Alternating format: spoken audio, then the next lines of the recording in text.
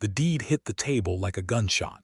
Frances Wainwright stared at the paper, her breath caught somewhere between her ribs and her throat, her hands trembling so badly she had to press them flat against the worn oak surface to keep from shaking apart entirely.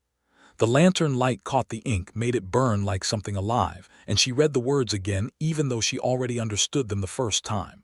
Transfer of land. Signed. Notarized. Witnessed. Vernon Donnelly had given up his ranch. "You cannot do this," she whispered, and the words came out cracked, barely recognizable as her own voice. "Vernon, you cannot give up everything you have built. This land is your life." He stood across the table from her, hat in his hands, turning it slowly in a circle the way he always did when he was working through something that cost him. His jaw was set, his gray eyes steady and without apology, and that stillness of his, the quiet she had come to know over months and months as the truest thing about him, that stillness told her he had already made peace with the decision long before he laid that deed in front of her. "It is just land," he said. "It is not just land," she said, and her voice broke on the last word because she knew what this land was. She had watched him pour sweat and blood into every acre of the Donnelly spread for the 7 months she had been in Caldwell County, Kansas. She had seen him rise before dawn and collapse after dark, had watched his hands grow rough and certain around fence posts and irrigation channels, had watched his eyes go soft and proud when the cattle came in fat and the grass held through a dry summer. This land was his father's land and his grandfather's vision, and his own 29 years of quiet, stubborn devotion, and he was handing it over like it was nothing. "He will find you here," Vernon said, and those 4 words collapsed every argument she had building in her chest. "Harlan Creed does not stop, Frances. He does not forget. And as long as you are on land that is registered in my name, in a county where every deed and tax record is public business, you are not safe. He can walk into any courthouse between here and Missouri and follow the paper trail right to your door." She pressed her eyes shut. The name hit her like it always did, like cold water and old fear, like the sound of boots she had spent 2 years running from. Harlan Creed. Her dark past had a name, and it wore a badge, and it was coming. This is where the story of Frances Wainwright and Vernon Donnelly began to unravel, and then rebuild into something neither of them had expected when she first stepped off the stage in a cloud of trail dust, with a forged letter of introduction, and a secret she was convinced would get someone killed. It was April of 1879 when Frances arrived in Caldwell, Kansas, the town that sat at the edge of the Chisholm Trail like a man leaning against a fence post, watching the world go by and occasionally getting dragged into the middle of it. Caldwell was raw and loud and full of contradictions, a town that wanted to be respectable and kept failing in spectacular fashion, with its share of cattlemen and lawmen and men who were neither and both at the same time. Frances came in on the afternoon stage from Wichita, and she had precisely $11.40 in her coat pocket, a carpet bag containing everything she owned in the world, and a letter she had written herself claiming to be a response to a matrimonial advertisement she had seen in a St. Louis newspaper 6 weeks earlier. The advertisement had been placed by one Vernon Donnelly of Caldwell, Kansas, who had described himself as a cattle rancher of reasonable means, seeking a woman of good character and practical temperament for the purpose of marriage and the building of a household. The language had been spare and honest in a way that made her feel, even in the desperate circumstances of her reading it, that the man who had written it was not trying to trick anyone. She had written him a letter posing as a woman named Clara Simmons of St. Louis, a schoolteacher of good breeding and steady hands and Christian character. She had invented every detail of Clara Simmons with the care of a woman who understood that her life depended on the fiction. She needed distance, and she needed a name, and she needed someone who would not ask questions, or so she had hoped. What she had not expected, when she stepped down from that stage and looked up into the face of Vernon Donnelly, was that he would be the kind of man who would eventually make lying to him the hardest thing she had ever done. He was not a handsome man in the obvious sense. He was tall and broad across the shoulders, with the kind of face that had been weathered by sun and wind into something that was less about features and more about expression. And his default expression was a focused, thoughtful calm that made you feel seen without being judged. He had light brown hair that wanted to curl if it got too long, which it was, slightly, at the collar, and gray eyes that were neither cold nor particularly warm but deeply attentive in a way that made her stomach do something inconvenient immediately. He took off his hat when she approached. "Miss Simmons," he said, and she opened her mouth and said, "Yes," and hated herself for it even as she said it. He shook her hand. His grip was firm and brief, and he did not linger, did not look her over the way some men did, assessing her the way they assessed livestock, and that restraint struck her somewhere it should not have struck her given that she was deceiving him. "I appreciate you making the journey," he said. "The stage from Wichita is not comfortable." "It is not," she agreed, and that at least was the truth. He carried her bag to his wagon without being asked, and they drove out of Caldwell in the long, golden light of a Kansas afternoon. And he told her about the ranch in the straightforward, practical way of a man who assumed she wanted accurate information rather than flattery. 420 acres, he said. Good grass, reasonable water, 160 head of cattle that are mine outright, and another 40 I am running for a neighbor on shares. I have a bunkhouse with 2 ranch hands, both reliable men. The main house is small but solid. I built the kitchen addition 2 years ago. There is a root cellar." She listened to him talk about the root cellar with the attentiveness of someone who was memorizing details they would need later, or possibly someone who was finding unexpected comfort in the specificity of a man who thought a root cellar was worth mentioning. "You said in your letter that you can cook and that you have kept accounts before," he said. "That would be useful. I am not a dishonest man, Miss Simmons, so I will tell you directly that I am not looking for romance. I am looking for partnership. If that suits you, we can proceed toward the appropriate legal arrangements. If it does not, I will see you are put up in town until the next stage." She thought about Harlan Creed, who was 300 miles behind her and getting closer every day she stayed still. She thought about the last 2 years of running, the borrowed names and the rented rooms, and the constant, grinding vigilance that had worn her down to something thin and scared. She said, "Partnership suits me fine." What she did not say was that her name was not Clara Simmons. What she did not say was that she had grown up in Abilene, Kansas, not St. Louis, Missouri. What she did not say was that her father had been a gambler and her mother had died when she was 12. And that she had spent her teenage years learning to survive in the complicated margin between respectable and not, which in a cattle town in 1870 was a very thin margin indeed.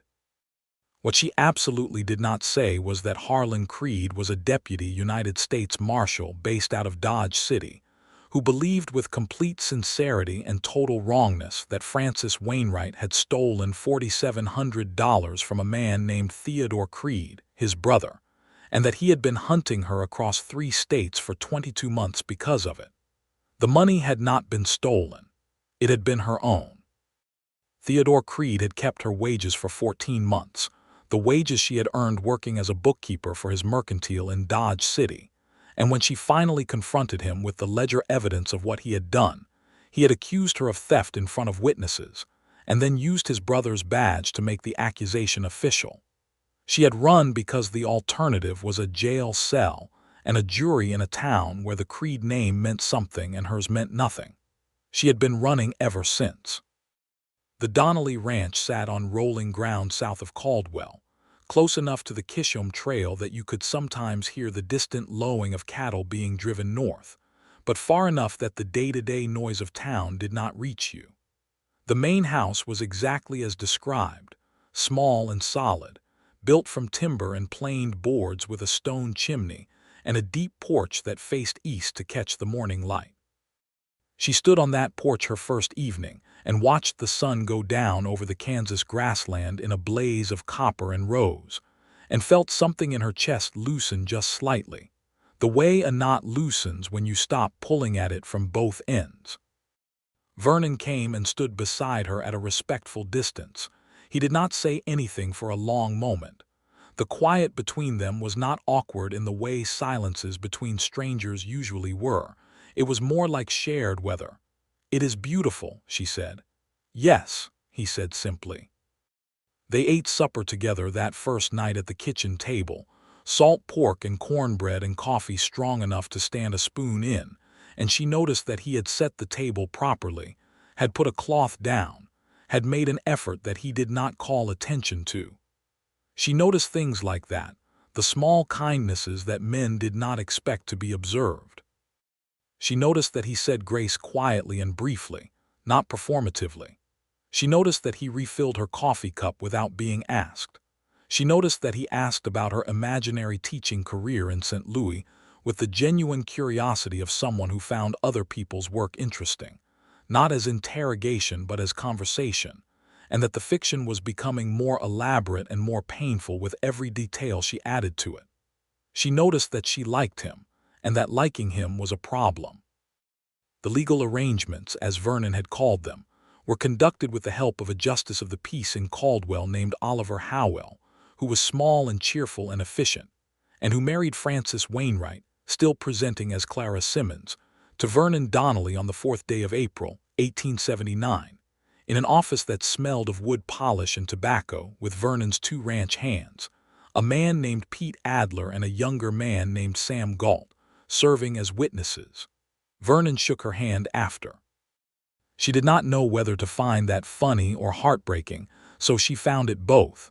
The first weeks were a careful negotiation. They were polite with each other in the thorough, deliberate way of people who were aware that they were sharing a small space and needed to establish the rules of it. She took over the cooking and the household accounts without anyone making a formal declaration, because it was the obvious arrangement. She discovered that Vernon's accounts were already meticulously kept, which surprised her, and that he had a systematic mind underneath the quietness, which did not surprise her. She worked hard.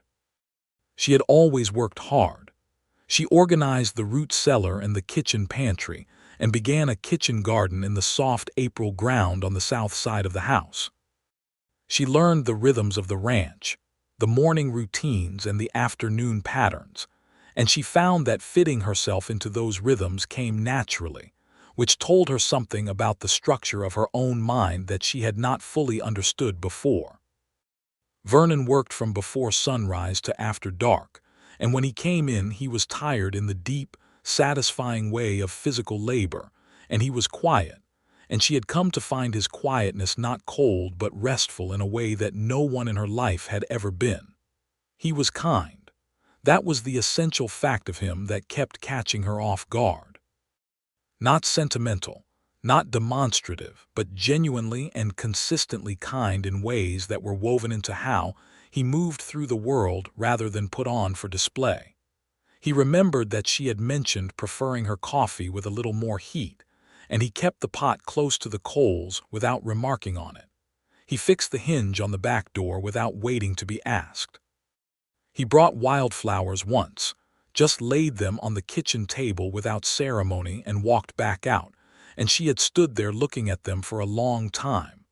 The danger in liking him was compounding daily. The truth, the dark and necessary truth, was that she was not Clara Simmons, and she was married to him under a false name, which meant she was not legally married to him at all, which meant this entire arrangement was built on a trap she had set for herself. And every day she let it continue was another day she was lying to a man who deserved honesty more than almost anyone she had encountered. She told herself she would leave as soon as she had enough money saved. She told herself she would move on before Creed could find her. She told herself she would write Vernon a letter of explanation when she was safely distant, and he could not be implicated in whatever came next. She told herself a great many things that stopped working as reasons sometime around the 5th week, when Vernon Donnelly sat beside her on the porch steps in the blue evening and said, without preamble or apparent difficulty, "I think you are not happy here, and I would like to know why, so I can try to address it if I am able." She turned and looked at him. The evening light was doing something particular to the planes of his face, making him look both older and younger than he was, and his eyes were direct and without manipulation, just the simple offer of attention. "I'm happy here," she said, and realized as she said it that it was true, which made everything substantially more complicated. "Then you are worried," he said, "and have been since you arrived. You watch the road more than anyone needs to watch a road." She said nothing. He said, "You do not have to tell me, but I want you to know that I am asking from concern, not curiosity. If there is something you are afraid of, I would rather know about it so I can be useful." The offer of being useful struck her somewhere unexpected. Not protection, not rescue, but usefulness. It was exactly the right word for exactly the wrong moment. She said, "There is a man who is looking for me." Vernon was quiet for a moment. Then he said, "A man who means you harm. He believes I have wronged him," she said carefully. "He is not correct in that belief, but he holds it with the conviction of someone who will not be dissuaded." "Who is he?" She hesitated. Then, "A lawman out of Dodge City." Vernon processed this in his careful, systematic way. Then he said, "Is your name Clara Simmons?" The question was so direct and quiet that it sat between them like a stone dropped into still water, and the ripples spread out in every direction. She met his eyes. She said, "No." She had expected anger. She had expected the cold, betrayed fury of a man who understood he had been manipulated. What she had not expected was that he would simply nod once slowly, like a man who has had a suspicion confirmed and is now ready to adjust his plans accordingly. "What is your name?" he said. "Frances," she said. "Frances Wainwright." He repeated it quietly like he was learning it. "Frances Wainwright." A pause. "From Abilene, originally, more recently from everywhere else." He was quiet again. The night insects had started up, the long summer chorus that filled the Kansas dark. Then he said, "Do you want to tell me the rest of it?" And she did. She told him everything, because she was tired, and because the lying had become heavier than she could carry alone, and because something about this man's particular quality of stillness made honesty feel like something that was possible, rather than something that would get her killed. She told him about Dodge City and Theodore Creed's mercantile, and the 14 months of withheld wages. She told him about the falsified ledgers, and the accusation made in public and the badge that had given it official weight. She told him about running, about the 2 years of borrowed names and temporary arrangements, and the constant, exhausting vigilance. She told him about the forged letter and the reason she had come to him, the distance and the new name and the thought that a ranch in Kansas might be far enough and obscure enough to buy her some time. When she was done, the night was fully dark and the stars had come out in force over the Kansas grassland. Vernon said, "You kept the accounts well." She blinked. "I am sorry. For the house. The accounts. You balanced them within $1 of where I had estimated, and I had estimated carefully. Theodore Creed did not deserve a bookkeeper of your quality." She did not know whether to laugh or cry and ended up doing something in between that embarrassed her, and Vernon did not make it worse by commenting on it, which she appreciated. "What do you want to do?" he asked. "I do not know," she admitted. "I have been running so long that I am not sure I know how to do anything else." "Then stop running," he said, "for now, until we figure out something better." The "we" was not accidental. She noticed it land. She should clarify at this point that Vernon Donnelly was not naive about the risk. He was a practical man who understood that harboring someone a United States Marshal was looking for was not a small thing. He understood that a deputy marshal with a personal stake in the matter, and Harlan Creed's stake was intensely personal, wrapped up in his brother's reputation, and his own sense of professional shame at not having caught her yet. Such a man was not going to give up because the trail went cold for a season.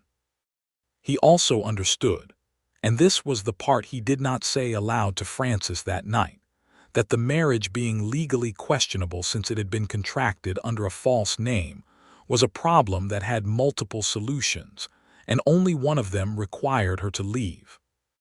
He lay awake a long time that first night after knowing her real name, thinking through the logistics of the situation with the systematic precision that was his native approach to problems. He thought about the deed to the land and what a public record meant to a determined man with legal authority. He thought about the tax rolls and the county registry, and the ways a man who knew how to navigate official paperwork could follow a woman across 3 states and arrive at her door with the law on his side. He thought about Frances sitting on the porch steps with her hands clasped in her lap, watching the road. He thought about the way she had said his name exactly once since arriving, in conversation with Pete Adler, the ranch hand, when she had not known Vernon was close enough to hear. She had said, "Vernon says the east fence needs mending," and there had been something in the way she said it, just the ordinary name of a person who was present in her life, that had made him understand he had been hoping for something he had not quite admitted to himself he was hoping for. He thought about the $4,700 that had been taken from her, and the injustice of a system that let a man with a badge erase a woman's labor and call her a thief for demanding it back. He thought, "I am not going to let that stand." The months that followed were a careful, evolving thing. Frances stayed. She used her real name within the house and Clara Simmons publicly, and the dissonance of that was its own quiet weight, but it was better than the alternative. She wrote to a lawyer in Wichita, a man named George Aldrich who had a reputation for working cases that touched on labor disputes and financial malfeasance, and began the long, painstaking process of trying to reconstruct the documentary evidence of Theodore Creed's embezzlement from memory, and the few papers she had managed to take with her when she fled. Vernon helped. He had a methodical mind, and he understood financial documents, and he sat with her at the kitchen table on winter evenings, going through her reconstruction of the ledgers with the same serious attention he gave to his cattle records. He asked precise questions. He pointed out where her memory and the expected accounting practices of a general mercantile diverged or aligned. He took the work seriously in a way that made her feel that her wages and her years were real and worth fighting for, which was something she had not felt in a very long time. In the course of those evenings, she learned that he had taken over the ranch at 23 after his father died of a fever, that he had run it alone for 3 years before hiring Pete Adler and then Sam Galt, that he had been engaged once, briefly, to a woman from town who had decided that ranch life was not what she wanted, and that he had received this information with equanimity and not, as far as Frances could tell, lasting damage. He had not placed the matrimonial advertisement out of loneliness exactly, but out of a practical assessment that the ranch would run better and the long days would be more sustainable with a partner. "Do you regret placing it?" She asked him once in February when the wind was making the windows rattle and they were sitting either side of the stove with coffee. He considered the question with his usual thoroughness. "No," he said, "even knowing what you know now." "Especially knowing what I know now," he said, and his eyes came up to meet hers over the rim of his cup and held there just long enough to mean something. And then he looked back at the window, and the conversation moved on, and she spent the rest of the evening trying to understand exactly what had just happened in her chest. She was falling in love with him.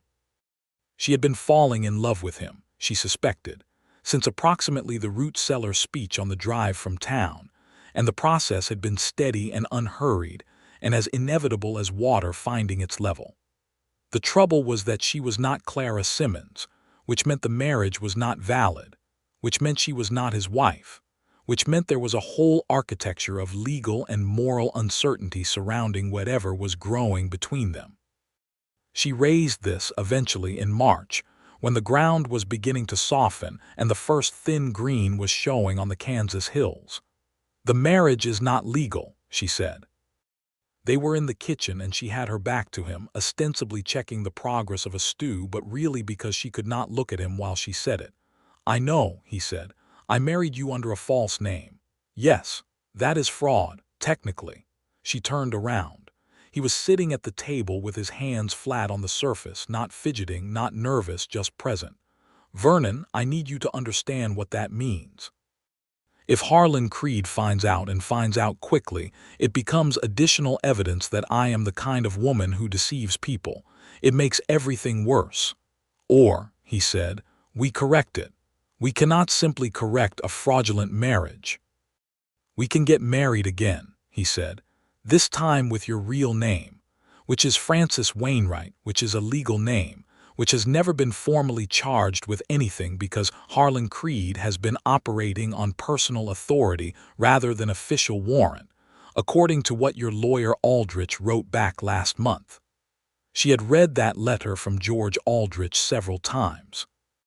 The lawyer had confirmed that there was no federal warrant for Frances Wainwright on record in the federal clerk's offices in Wichita or Topeka. What there was a persistent and aggressive deputy marshal who had been running what amounted to a personal vendetta under the color of his badge. He can still make trouble, she said. He can, Vernon agreed. But trouble made against a woman with a legal name and a legal marriage and a legal place of residence is a different kind of trouble than trouble made against a woman who is running and hiding. One is something a lawyer can fight, the other is just running. She stared at him. You have thought about this considerably. I think about most things considerably, he said without apology. Why? She asked, and it was not a question about the thinking. It was a question about the caring, about why a man who had been deceived and had every right to send her packing was instead sitting at his kitchen table thinking through her legal situation with the methodical care of someone invested in the outcome. He was quiet for a moment. Then he said, because you are worth thinking about, Frances. Because what happened to you was wrong, and the wrong has not been corrected, and I would like to be part of correcting it. There it was, said plainly without decoration in the way he said everything that mattered. She said, and if Creed comes here, to this ranch, to this land. He said, then we deal with Creed. They were married again in Caldwell in the first week of April, exactly 1 year after the first ceremony. This time as Vernon Donnelly and Frances Wainwright, with Oliver Howell officiating and Pete Adler and Sam Galt witnessing again. And this time there was a small lunch after at the hotel, because Sam Galt had gone ahead and organized it without being asked, and Pete Adler had put on a clean shirt. And Frances sat at the table in the hotel dining room, looking at these three men who had somehow become her people, and felt something split open in her heart that she was fairly certain was happiness. Vernon, across the table from her, was watching her with the quiet, steady attention that was his way of showing that something mattered to him. When she caught his eye, he did not look away. He held her gaze and she understood, in the particular language of silences and sustained looks that they had been building between them for a year, that he was telling her something. She reached across the table and put her hand over his. His fingers turned and laced through hers, warm and certain, and that was the first time they touched each other in the way of people who have chosen each other. And it felt like the beginning of something rather than the continuation of anything, which she supposed it was. They drove home in the late afternoon, the Kansas sky doing its extravagant sunset performance, and for the first mile or so neither of them spoke. But it was not the careful, deliberate silence of two people maintaining a respectful distance. It was the easy silence of two people who were thinking the same things and did not need to say them yet. Then Vernon said, I should tell you something. She waited. He said, I put the advertisement in the paper because I was practical about needing a partner. That was true. But the part I did not put in the advertisement was that I had been lonely for a considerable number of years, and that I was hoping for something I was not quite willing to admit I was hoping for. She kept her eyes on the road ahead. Her heart was doing something complicated. He said, I am not lonely anymore. She said, neither am I. He did not say anything else for another long moment. Then he said in the same measured, quiet voice, I think I love you, Frances. She turned and looked at him. He was looking at the road, both hands on the reins, the set of his jaw exactly as it always was, steady and sure, but there was something new in the line of his shoulders, a kind of deliberate openness, like a man who has put down something heavy. She said, I think I love you too, Vernon. He nodded once, as if this confirmed something he had been working out. Then the corner of his mouth moved just slightly into something that was not quite a smile and was better than a smile, a quiet acknowledgement of a fact that pleased him. She leaned against his shoulder. He shifted the reins to one hand and put his arm around her, and they drove the rest of the way home in the long golden light. And it was, she thought, the most right she had ever felt in her life, which was precisely when Harlan Creed arrived in Caldwell. He came in on a Tuesday in early May, and Frances did not know he was there for 3 days, which were 3 days during which she and Vernon were living in the newly honest warmth of their feelings for each other. The dinners that lasted longer because neither of them wanted to be the one to end the conversation. The mornings when he brought her coffee before she was fully awake and sat on the edge of the bed, and they talked about nothing important in the blurry, comfortable intimacy of people who are building a life. She did not know he was there until Sam Galt came in from town on a Friday afternoon with a tight expression and said that there was a man at the Golden Eagle Saloon asking questions about a woman traveling under a false name, a woman who had passed through Wichita and Dodge City and several other towns in Kansas over the past 2 years. Frances felt the old cold settle back over her like a coat she had thought she had left behind for good. Vernon, who was at the fence by the barn when Sam came in, walked over and listened to Sam's account with his arms crossed and his expression giving nothing away. Then he said, "What does this man look like?" Sam described him, tall, dark-haired, early 30s, wearing a deputy's badge and a disposition that Sam described as a man who thinks he is always the most important person in any room. Vernon said, "Is he asking about Frances Wainwright or Clara Simmons?" Sam said, "Both names seems like." Frances felt the blood leave her face. He had connected them. Somehow in the 2 years of hunting he had connected her real name to the alias. That was worse. That was substantially worse. Vernon looked at her. His eyes were calm and she anchored herself to that calm. "Write to Aldrich tonight," he said. "Tell him Creed is in Caldwell. Tell him we need whatever legal protection is available to be activated immediately. Sam, tomorrow morning I need you to ride into town and see if there is anything more specific being said about the purpose of this man's visit." Sam nodded and went to see to his horse. Frances said, "Vernon." He came to her immediately, not rushing but without hesitation, and that particular combination of calm and immediacy was one of the things she loved most about him.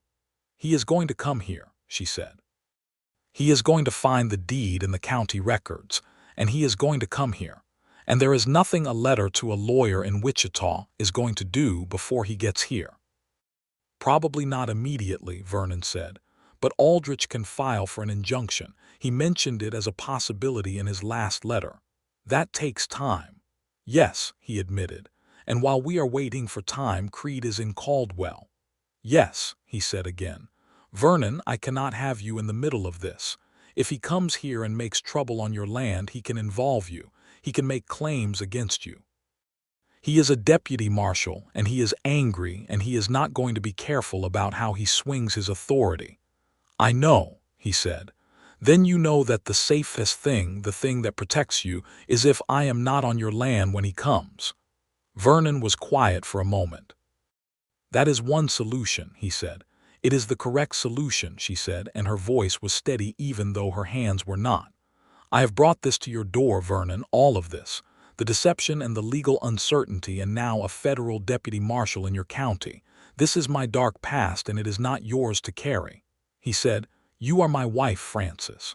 I deceived you into that. You told me the truth the moment I asked you directly," he said.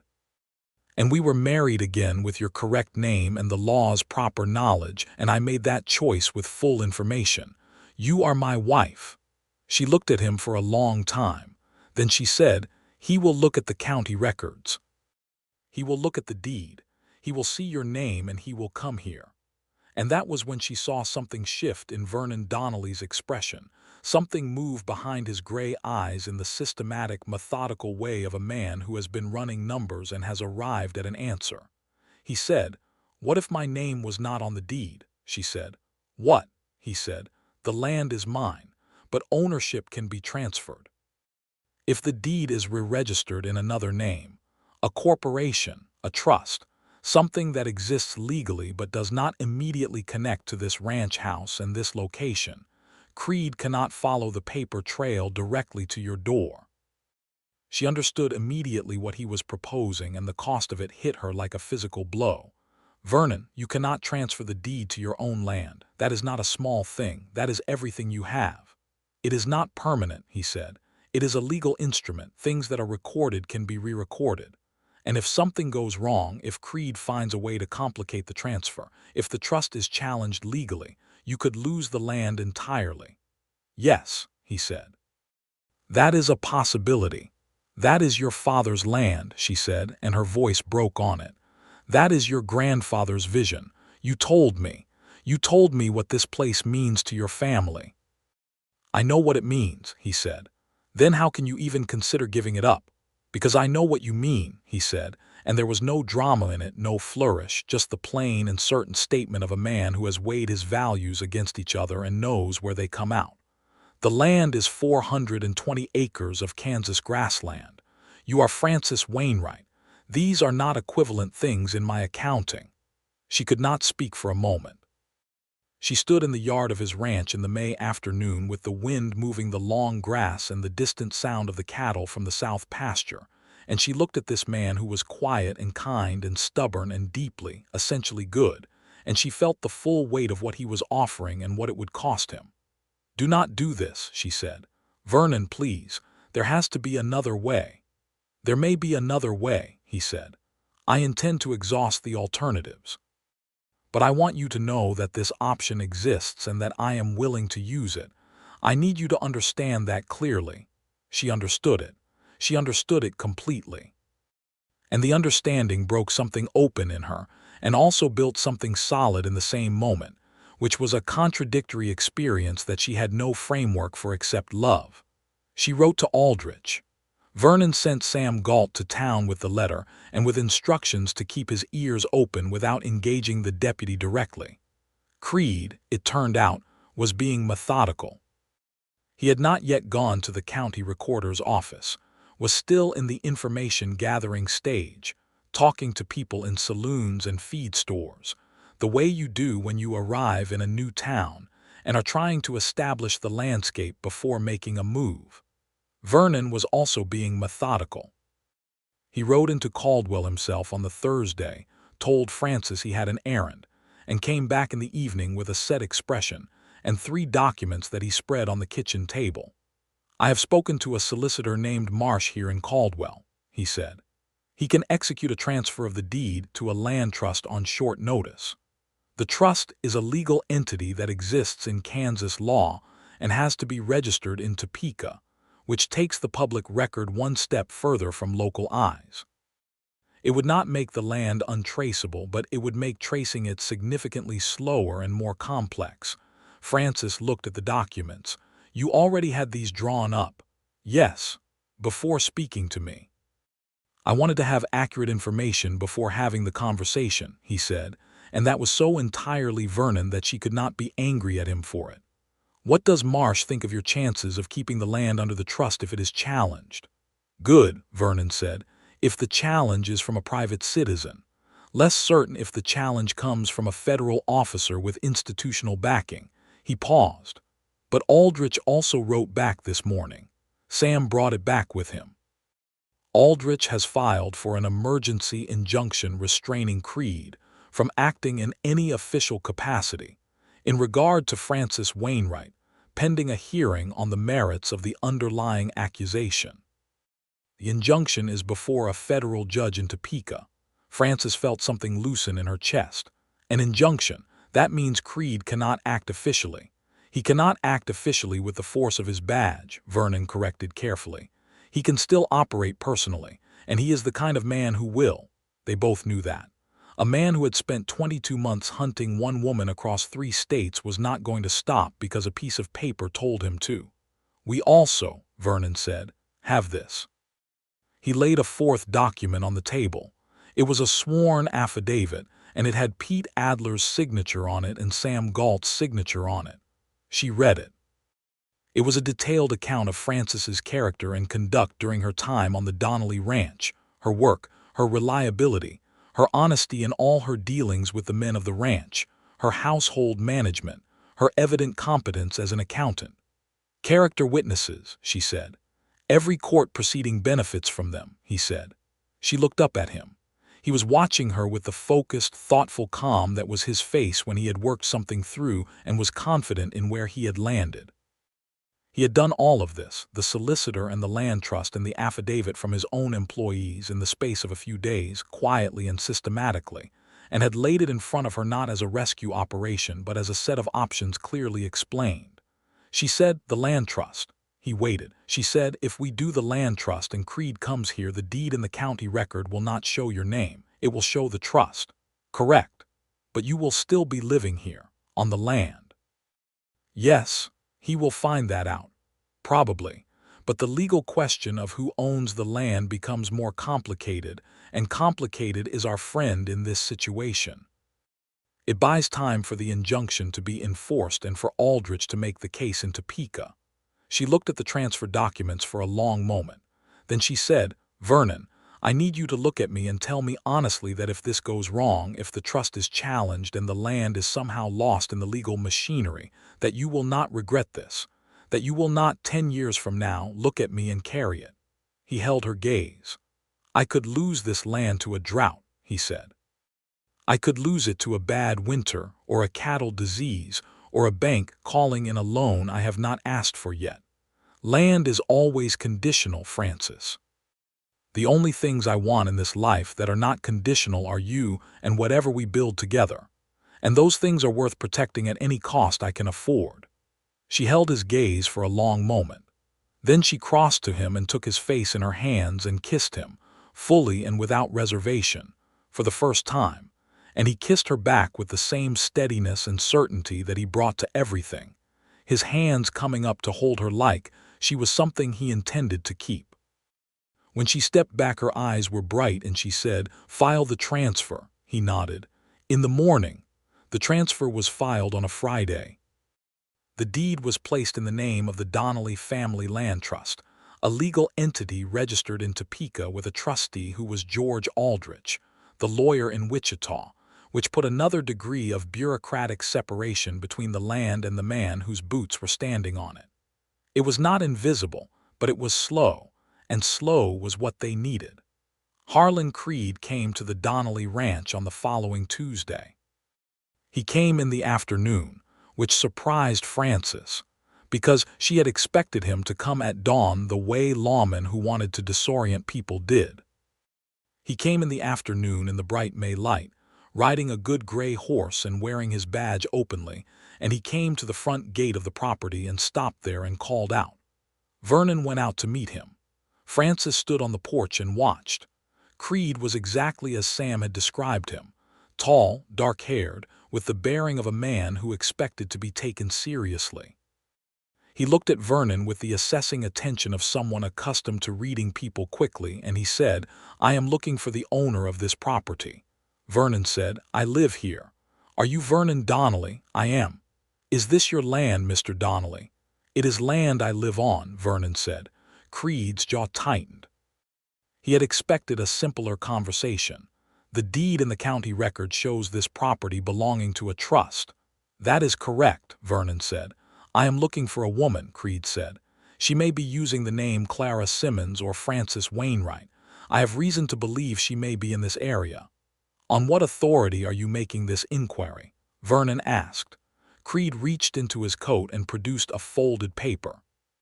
Deputy United States Marshal Harlan Creed, out of the Federal District Office in Dodge City. "May I see that?" Vernon asked. Creed, thrown slightly, handed it over. Vernon examined it with the unhurried attention of someone who genuinely reads what is put in front of him rather than pretending to. Then he handed it back. "That commission was issued 2 years ago," Vernon said. "I am aware that there is currently a federal injunction filed by counsel in Wichita restraining you from acting in official capacity in this matter pending a hearing in Topeka. If you would like, I can produce a copy of that document." Creed stared at him. Then his eyes went to the porch. to Frances standing there, and something moved in his face. A satisfaction and a rage that were combined in the particular way of a man who has been hunting and has sighted his quarry. "Frances Wainwright, you stole money from my brother." Frances came down off the porch. She had decided, lying awake the night before, that she would not hide on her own porch from this man. She came down the steps and crossed the yard and stood beside Vernon and looked at Harlan Creed directly. She said, "I did not steal anything from your brother, Deputy Creed. Your brother stole 14 months of wages from me, and I have a lawyer currently assembling the documentary evidence to prove it." Creed said, "That is a story you have been telling for 2 years. The story does not change because the truth does not change," she said. "The ledgers do not change." Creed's eyes went back to Vernon. "You know who she is, what she has done." "I know who she is," Vernon said. "I know what was done to her. There is a difference and it is significant." Creed said, "This is obstruction." "This is my property," Vernon said, and the evenness of his voice was remarkable, the absolute absence of anger or fear, just the steady, grounded certainty of a man standing on land that his family had built, and that he had given over to a legal trust in order to protect the woman beside him, and knowing exactly why he had done it. "And you are at my gate. If you have a warrant signed by a federal judge authorizing the arrest of Frances Wainwright, I will ask to see it and I will not obstruct its lawful execution. If you do not have such a warrant, which I believe you do not, you are here in your personal capacity, and I am asking you to leave." There was a long moment. Creed looked at them both, and Frances could see him working through the arithmetic of the situation, the injunction and the lawyer and the land trust, and the man standing at the gate who was not going to move and was not afraid of him, and arriving at the conclusion that this particular approach was not going to accomplish what he wanted. He said, "This is not over." Vernon said, "I expect not. We will be at the hearing in Topeka." Creed rode back up the road, and the dust of his horse's hooves settled and was gone, and Frances let out a breath she felt she had been holding for 2 years. She said, "He will not stay." Vernon said, "He will try something else first." He was right. What Creed tried next was the local sheriff, a man named Dale Hooper who was competent and not particularly corrupt. And Creed went to Hooper and presented his case and asked for local assistance in detaining Frances Wainwright. Hooper, to his credit, sent a deputy to the Donnelly ranch to ask whether Frances Wainwright was living there and whether there was a legal basis for concerns about her presence. Vernon gave the deputy a copy of the injunction and a letter from Aldrich, and sat him down for coffee, and spoke to him for an hour about the actual facts of the case, the withheld wages and the falsified accusation, and the 22 months of harassment. And the deputy, a young man named Tom Ferris who had his own sense of how justice was supposed to work, went back to Hooper with a different perspective than the one Creed had given him. Hooper sent word to Creed that he would not be extending local assistance without a valid federal warrant. That was a significant setback for Creed, and it bought the 3 weeks that were needed. The hearing in Topeka was in June. Vernon and Frances rode the train north, and George Aldrich met them at the station, a compact and energetic man with wire-rimmed glasses and ink-stained fingers and the focused intensity of a lawyer who believed in what he was arguing. He had assembled the documentary evidence with impressive thoroughness. Surviving receipts from Theodore Creed's mercantile that correlated with the period in question, affidavits from 2 former employees of the mercantile who had witnessed the wage records being altered, and a financial analysis showing the discrepancy between what Frances should have been paid and what she had been paid. The federal judge was a man named Ezra Thorburn, who was 60 years old and had been on the federal bench for 15 of them, and had the patient, measured manner of someone who had seen most things and was not going to be hurried through this one. Creed's counsel presented the theft allegation. Aldrich presented the wage embezzlement evidence. Thorburn asked precise and difficult questions of both sides, and Frances sat beside Vernon in the courtroom and held herself very still and let the legal machinery do the work that the last 2 years of running had been trying and failing to do. Thorburn recessed and came back and said that the evidence presented did not support the theft allegation, and that the pattern of wage withholding documented by counsel for Frances Wainwright was, in his assessment, the more credible account of what had occurred in Theodore Creed's mercantile in 1877. He dismissed the charges against Frances Wainwright and issued a formal rebuke to Deputy Marshal Creed for conducting a prolonged extrajudicial pursuit of a private citizen without a valid warrant. He referred the matter of Theodore Creed's conduct to the appropriate commercial authorities. It was over. Frances sat in the courtroom after Thorburn left and could not quite make herself move. Vernon sat beside her, not speaking, his hand over hers on the armrest between them, and she looked at their joined hands and thought about 14 months of stolen wages and 2 years of running, and the long, winding, improbable path that had led her from a mercantile in Dodge City to a courtroom in Topeka with this man's hand over hers. She said, "It is over." He said, "Yes." She said, "The land, the trust. We can reverse the transfer now." "We can," he said. Marsh said it would take about a month to re-register the deed. "Good," she said. She paused. "Vernon, you gave up the deed." "Temporarily," he said. "You were willing to give it up permanently," she said. "You were ready to do that." "Yes," he said simply. She looked at him. "Why precisely? I need to hear you say it again, now that the threat is gone and it is just the two of us."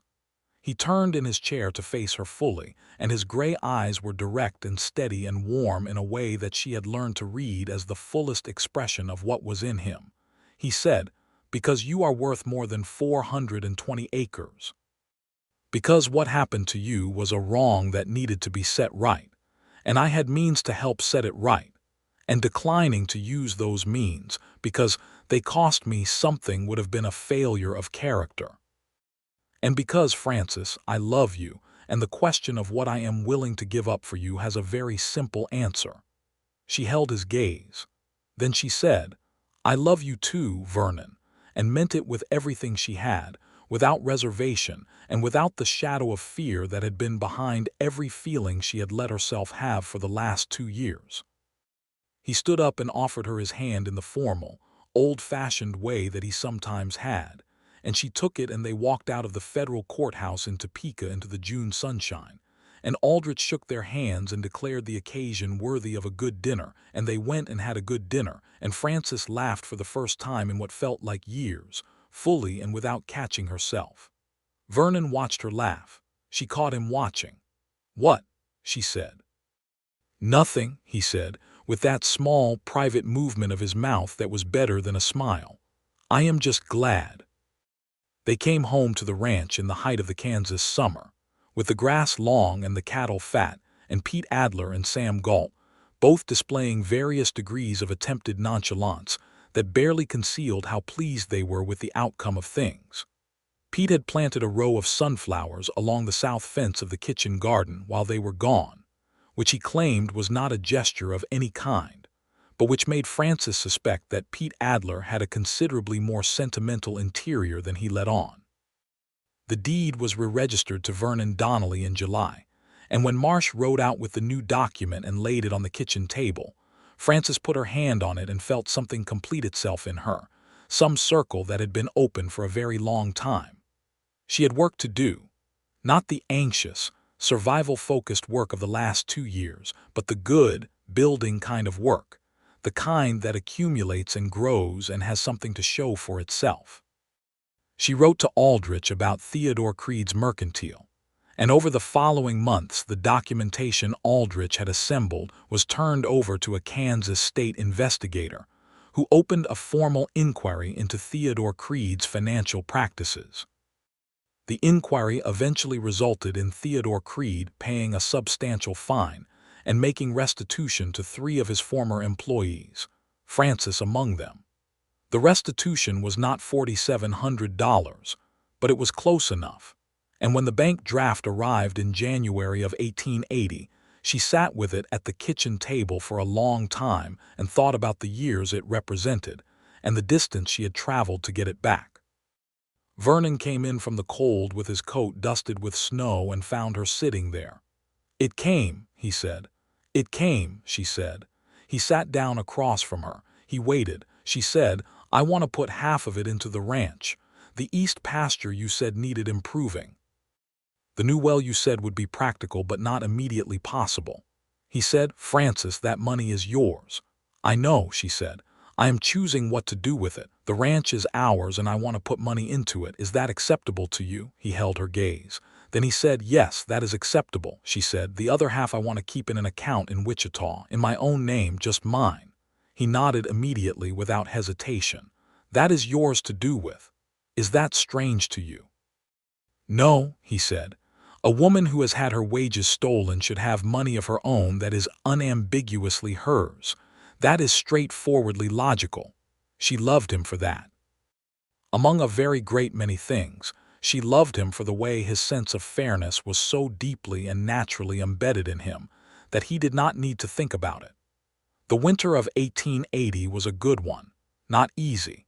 Winters in Kansas were never easy, but good in the particular way that winters can be good when you have a solid house and enough fuel and someone to be inside with. They developed the easy intimacy of people who know each other's rhythms thoroughly, who know which silences are thinking silences and which are tired ones, who know when to speak and when to let the quiet be. Vernon read in the evenings, history and natural philosophy, and the occasional novel that he picked up in Caldwell, without admitting he had specifically looked for it. Frances worked on a correspondence course she had written away for from a legal education society in St. Louis, learning the formal principles of accounting and financial law with the systematic rigor of someone who intended to know the rules of the system that had been used against her. She told him about it over dinner one evening. He said, "Legal accountancy." "Yes," she said, "formally qualified. I want to be able to advise women who are in situations like mine. There are more of them than anyone mentions." He thought about this. "You would need to travel sometimes to clients. Probably. Is that a problem?" "No," he said. "We can work around it." She said, "Would you be afraid when I was traveling?" He said, "Not of threats anymore, but I would miss you considerably." She reached across the table and covered his hand with hers. "I would miss you considerably too," she said.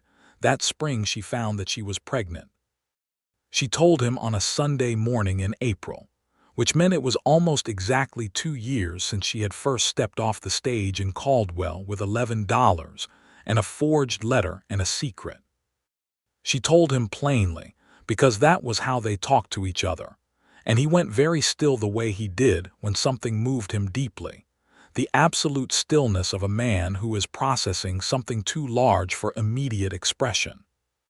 Then he looked up at her, and his face was doing something she had not seen it do before, open and bright and without any of the careful containment that was usually there, and she understood that she was seeing Vernon Donnelly completely undone by joy, which was a remarkable thing to witness.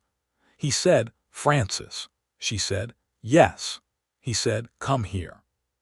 She went to him and he stood up and held her, both arms around her, his face against her hair, and she felt the steadiness of him like something geological, a certainty built from the ground up.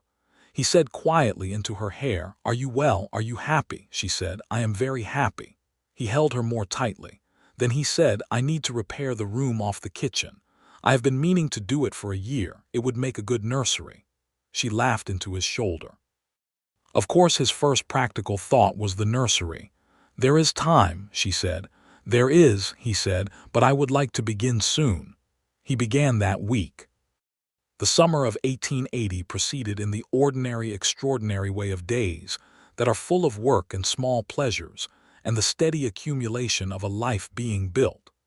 Pete Adler, it turned out, had been corresponding with a woman in Wichita for the better part of a year, and in July he rode into town and came back looking flushed and not quite himself, and admitted to Vernon that he had asked her to marry him and she had said yes. Sam Galt organized a celebration that involved most of the county, and a quantity of lemonade and fiddle music that lasted until well after dark.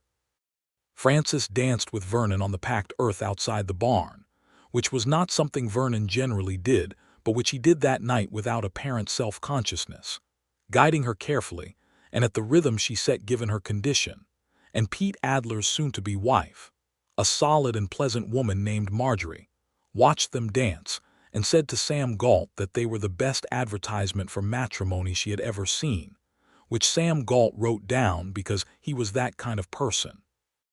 Their son was born in November of 1880, delivered by the doctor from Caldwell in the bedroom of the ranch house on a cold morning, with the Kansas winter settling in outside. He was a healthy, substantial baby with a remarkable capacity for making his opinions known, and he had Vernon's gray eyes and Frances's dark hair, and an expression of focused attention that was entirely his own. Vernon held him in the crook of his arm in the way of a man who has handled things more difficult than this, cattle and fences and hard winters, but who understands that this is an entirely different category of thing. He looked at his son for a long time and then looked at Frances. She was exhausted and bright-eyed and satisfied in the deep way of someone who has done something significant. He said, "He is remarkable," she said. "He is." She paused. "What shall we name him?" Vernon considered. "James," he said, "for my father." "James Donnelly," she said. She considered. "And Robert for my grandfather, who was a decent man and deserves remembering." "James Robert Donnelly," Vernon said, and the child made a sound in the direction of the window as if registering mild opinion on the subject, and they both laughed. The years that followed were full in every dimension. Frances completed her legal accountancy correspondence and began taking cases, initially women in Caldwell and the surrounding counties who had wage disputes or property questions, or the particular legal vulnerabilities that women in the 1880s West navigated daily with varying degrees of success. Her reputation grew by word of mouth in the way that genuine competence does, quietly but steadily, and by 1882 she was traveling to Wichita twice a month and had referred 3 cases to Aldrich that resulted in settlements or convictions. Vernon expanded the ranch. The east pasture improvement that Frances's restitution had funded turned out to produce significantly better grass than the older pastures, and by 1882 the herd had grown to nearly 300 head, and they had hired a third ranch hand, a quiet young man from Texas named Eli Vasquez, who was excellent with horses, and gradually became a fixture of the household in the way that Pete Adler and Sam Galt had before him. Pete Adler and Marjorie had a daughter in 1881 and a son in 1883, and the children played with James on the days when both families were at the ranch, and the porch of the main house was regularly occupied by various combinations of children and dogs and adults talking over the day's work. Harlan Creed was reassigned by the federal office in Dodge City in early 1881, moved to a posting in the New Mexico Territory, partly, Aldrich believed, as a consequence of Judge Thorburn's formal rebuke and the investigation into Theodore Creed's financial practices that had embarrassed the family publicly. Frances received this information with the particular relief of someone who had been carrying a background vigilance for so long they had almost forgotten it was there. She told Vernon that evening. He said, "Good," she said. "I want to say that I am not glad he has suffered exactly. I am just glad it is fully over." Vernon said, "That seems like the right thing to feel. Are you sure you do not have unresolved feelings about it? He came to your gate." "He came to my gate and I sent him away," Vernon said. "That was a satisfying experience. I have no outstanding feelings about it." She looked at him.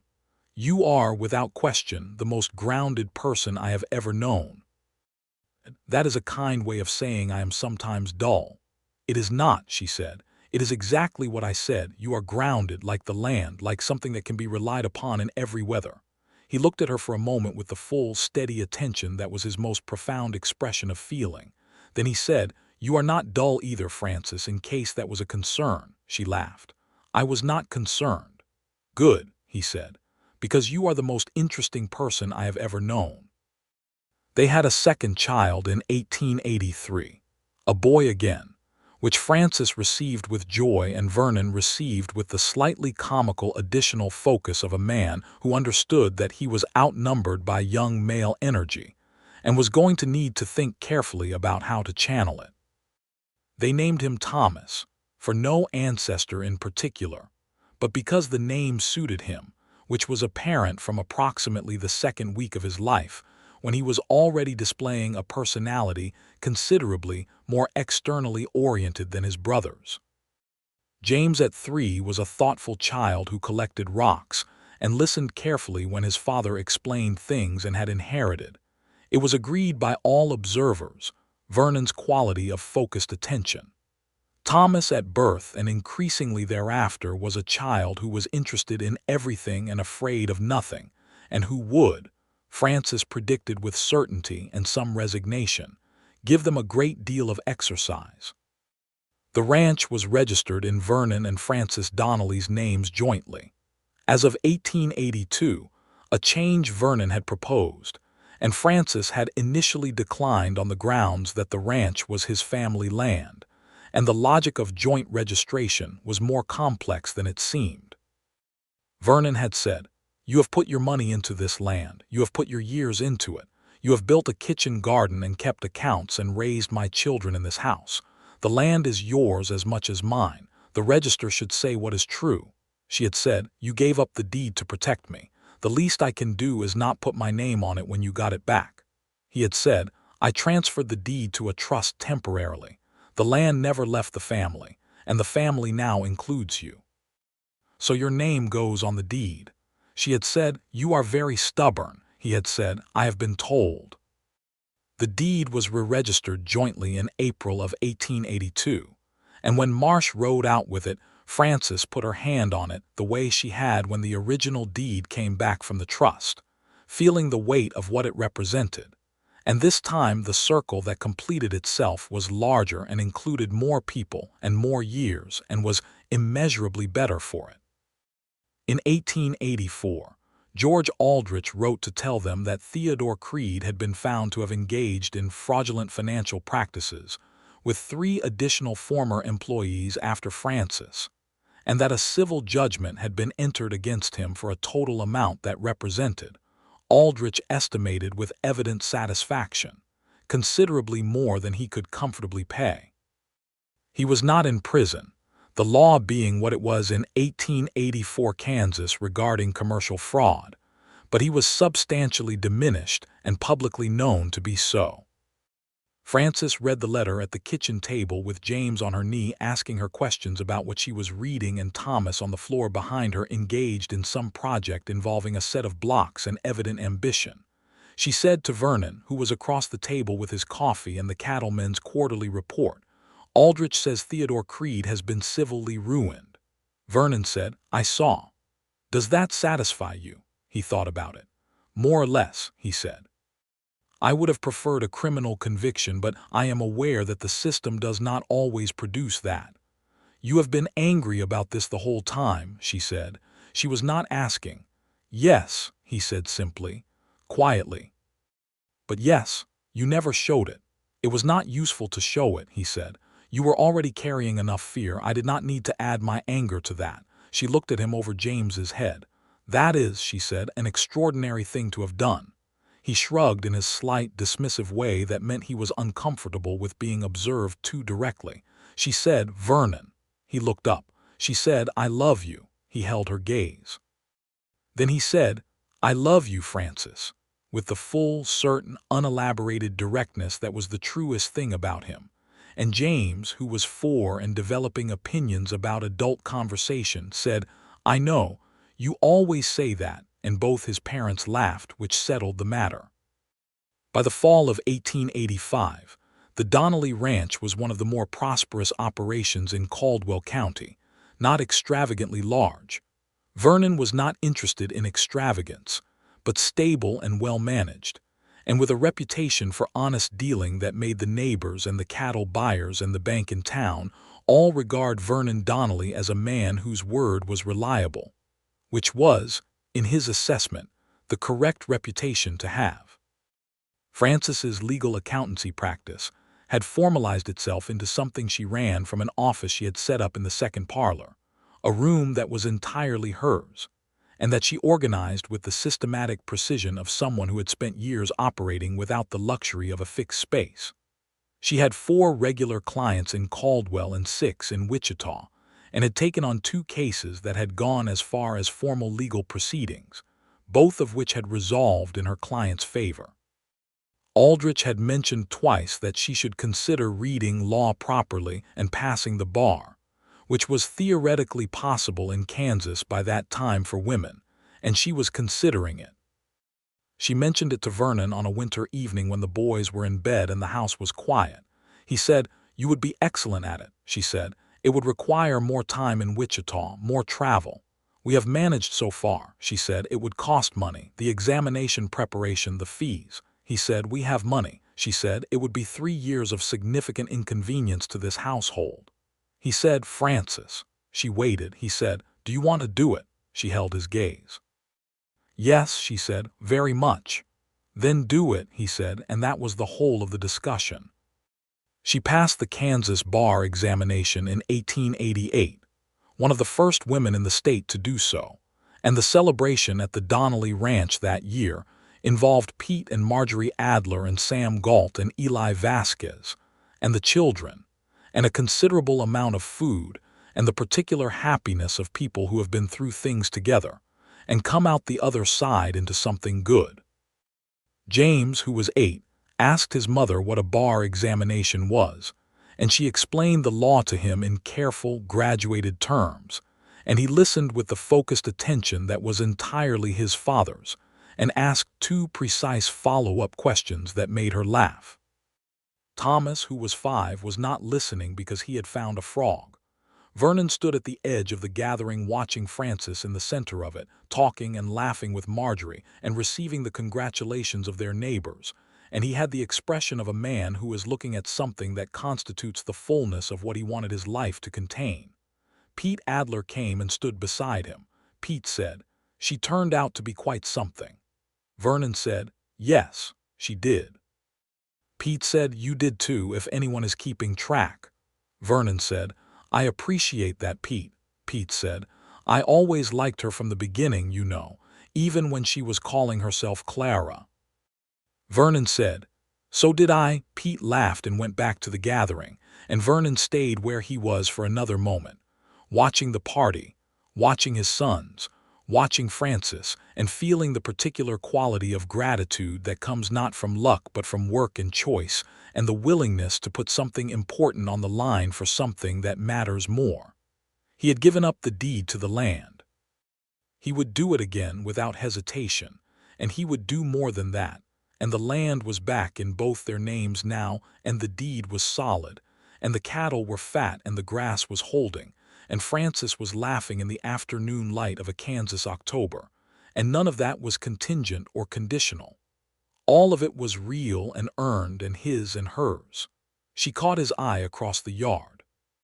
She smiled at him, the full, unguarded smile that she had not had when she came off the stage in 1879 with $11 and a secret, the smile of someone who is not afraid and is not running and is exactly where she has chosen to be. He walked across the yard to her. She met him partway. She said, "What are you thinking?" He said, "That this is a good life." She slipped her hand into his. "Yes," she said, "it is." The Kansas autumn went gold around them, the long grass and the wide sky, and the sound of children and good neighbors and the cattle in the south pasture. And the Donnelly Ranch stood solid on its 420 acres, as it had stood and would go on standing, under the names of 2 people who had come to each other by strange and difficult roads, and found, in the arriving, exactly what they had needed and more than they had thought to hope for. In the spring of 1890, Frances discovered she was pregnant again, their 3rd child, and told Vernon on the porch in the April morning in approximately the same season as the whole story had begun, which she pointed out to him with a precision he appreciated. He said, "April seems to be our month," she said. "It appears so." He said, "Are you well?" She said, "I am very well." He put his arm around her, and they stood on the porch in the spring morning looking east at the same view she had looked at in her first evening on this land. The rolling Kansas grassland in its particular blue-green, the sky high and wide, the light coming in long and golden. She said, "I was terrified when I came here." He said, "I know," she said. "I could not have told you then what I was hoping for because I was not allowing myself to hope for anything. Hope was too expensive." He said, "And now?" She considered the land and the morning and the sound of her boys beginning to stir inside the house and the warmth of his arm around her and the child coming, and said, "Now hope is the cheapest thing I own. It is everywhere. I cannot spend it fast enough." He turned his face against her hair. She felt him breathe. He said, "Good." Their daughter was born in October of 1890, the harvest month, when the Kansas sky was at its most extravagant, and the grassland rolled in copper and gold. She was a small and forceful person with Vernon's gray eyes and Frances's dark hair, and a disposition that the doctor, who had now delivered 3 Donnelly children, described as highly purposeful. They named her Ruth, which was Frances's grandmother's name, a woman who had been, Frances said, the kind of person who did not give up and did not ask for permission and made herself useful in every situation, which seemed appropriate. Vernon held his daughter in the crook of his arm the way he had held each of his sons, with the careful certainty of a man who understands that the thing he is holding is the most important thing in the room, and he looked at her for a long time and then looked at Frances. Frances, exhausted and bright-eyed and deeply satisfied, looked back at him. He said, "Ruth." She said, "Ruth." He said, "She is remarkable." Frances said, "She is going to be trouble, I think." He said, "Probably. I expect she will be worth it." James, who was 10 and considered himself capable of measured assessment, looked at his sister and declared her acceptable. Thomas, who was 7 and had strong feelings about everything, immediately appointed himself her protector on the grounds that someone needed to do it, and he was obviously the right person. Ruth tolerated this attention with the equanimity of someone who was reserving judgment. The deed to the Donnelly Ranch, as of 1890, read Vernon and Frances Donnelly, 420 acres, Caldwell County, Kansas, unencumbered and in good standing, a document that had traveled an unlikely route from the county recorder's office to a legal trust and back, and had in its traveling helped settle a wrong and secure a life and make possible a household in which 3 children were growing up on land their parents had both fought for and chosen and would go on choosing for as long as they had breath to do it. It was, as Vernon had said, a good life. It was, as Frances had said, exactly where she had chosen to be. The porch faced east. The mornings were long and gold. The Kansas grass rolled out to the horizon under the enormous sky, and the Donnelly Ranch stood solid and certain in the middle of it, the way good things do when they are built by people who understood what they were building for. And in the evenings, when the work was done and the children were settled and the house was quiet, Frances and Vernon sat together on that porch as they had sat together many times over the years, the space between them easy and warm, no longer the careful distance of 2 strangers feeling out the rules of a shared life, but the close and natural proximity of 2 people who had become, fully and without remainder, each other's home. She would take his hand sometimes. He would hold it. The stars would come out over Kansas in their extravagant thousands. The night insects would start their long summer chorus. And there was nothing outstanding between them, no secret and no threat and no piece of the past left unresolved, only the good full present and the open future, and all the ordinary extraordinary days that were still to come.